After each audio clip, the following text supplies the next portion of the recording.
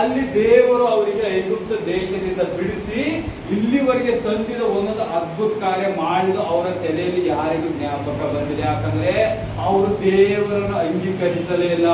ಆ ಮೋಶೆ ಎಷ್ಟು ಹೇಳ್ತಾ ಇದ್ದಿದ್ದ ಆ ಮಾತಿಗೆ ವಿಧೇಯರಾಯ್ತಿರು.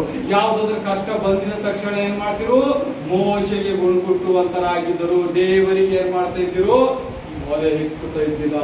ನೋಡಿರಿ, ಇವರೆಲ್ಲರೂ ಕುಂತಿ ದೇವರಿಗೆ ಪ್ರಾರ್ಥಿಸಿದರೆ ದೇವರು ಅವರಿಗೂ ಉತ್ತರ ಕೊಡುವಂತನಾಗಿದ್ದನು. ಆದರೆ ಅವ್ರು ಏನ್ ಮಾಡ್ತಾರ, ಮೋಶೆಯ ಸಂಗಡ ಹೋಗಿ ಗುಣಗುಟ್ಟುವುದಷ್ಟು ಆರಂಭಿಸ್ತಾರೆ. ಯಾರಂತ ಹೇಳ್ತಾರ, ನೀನು ನಮ್ಮನ್ನ ಐಗುಪ್ತ ದೇಶದಿಂದ ಯಾಕೆ ತಂದಿದ್ದೀವಿ, ನಾವಿನ್ನ ಅಲ್ಲೇ ಇದ್ದು ಇನ್ನ ಸರಿಯಾಗಿತ್ತು, ನಮ್ ಸಾಯಕ್ಕಿಂತ ಮೊದಲು ಕುಡಿಲಕ್ಕಾದ ನೀರ್ ಸಿಕ್ತು, ನೀ ಅರಣ್ಯದಾಗ ತಂದಿ ನಮಗ್ ಕೊಲ್ಲಕ್ ತಂದಿದ್ಯಾ, ನೀ ಘೋರವಾದ ಜಂಗಲದಾಗ ನಮ್ಮನ್ನ ಯಾರು ನೀರು ಕುಡಿಸ್ತಾರ, ಈ ಕೈ ನೀರು ಯಾರು ನೀರು ಮಾಡ್ತಾರ. ಆದ್ರೂ ದೇವರು ಅವರ ಒಂದು ಗುಣಗುಟ್ಟಿಗೆ ಏನ್ ಮಾಡ್ತಾನ, ಶಾಂತವಾಗಿ ಕಾಯ್ದಾಡ್ತಾನೆ. ಯಾಕಂದ್ರೆ ಆತನ ವಾಗ್ದಾನಗಳನ್ನು ಪೂರೈಸುವಂತ ದೇವರಾಗಿದ್ದಾನೆ. ಆತನ ಅಬ್ರಾಹ್ಮನಿಗೆ ಮಾತು ಕೊಟ್ಟಿರ್ತಾನ, ನಿನ್ನ ಸಂತತಿಗೆ ಏನ್ ಮಾಡ್ತೇನೆ ನಾನು, ಹಾಲು ಜೇನು ಹರಿಯುವ ದೇಶದಲ್ಲಿ, ಕಾನಾನ್ ದೇಶದಲ್ಲಿ ಮತ್ತೆ ತಿರುಗಿ ಬರಮಾಡುತ್ತೇನೆ ಅಂತೇಳಿ ವಾಗ್ದಾನ ಮಾಡಿದ ಒಂದೇ ಕಾರಣಕ್ಕೆ ಅವರೆಷ್ಟೇ ದೇವರನ್ನು ಗುಣಗುಟ್ಟಿದರೂ ಅವ್ರಿಗೆ ಕ್ಷಮೆಪಣೆ ಮಾಡ್ತಾನೆ. ಆದರೆ ದುಷ್ಟಾತ್ಮನಿಂದ ಎಷ್ಟು ಜನಗಳಲ್ಲಿ ಕಾರ್ಯ ಮಾಡ್ತಿದ್ದಾರಲ್ಲ ಅವರಿಗೆಲ್ಲ ಹತವಾಗಿ ಮಾಡುವಂತ ದೇವರಿಗೆ ನೋಡ್ತೇವೆ.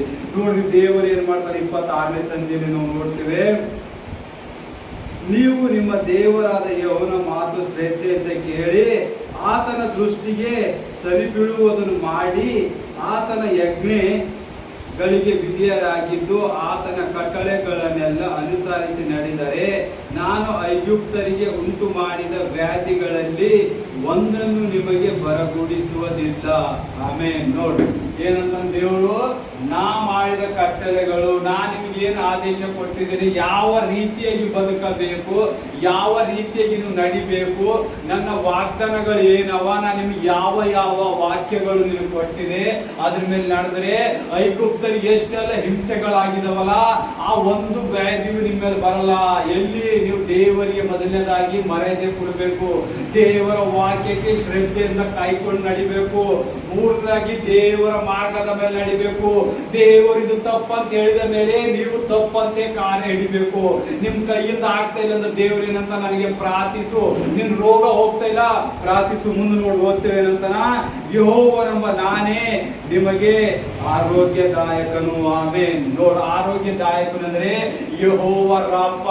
ಯೆಹೋವ ರಫ ಅಂದ್ರೆ ಯೆಹೋವನೆಂಬ ನಾನೇ ನಿಮಗೆ ಆರೋಗ್ಯದಾಯಕನು. ಯಾವಾಗ ನೀವು ಅನಾರೋಗ್ಯದಲ್ಲಿ ಬಿದ್ದಾಗ ಏನ್ ಮಾಡ್ಬೇಕು, ಯೆಹೋವ ರಫ, ನೀನೇನು ವಾಗ್ದಾನ ಮಾಡಿರಿ, ನೀನು ಆರೋಗ್ಯ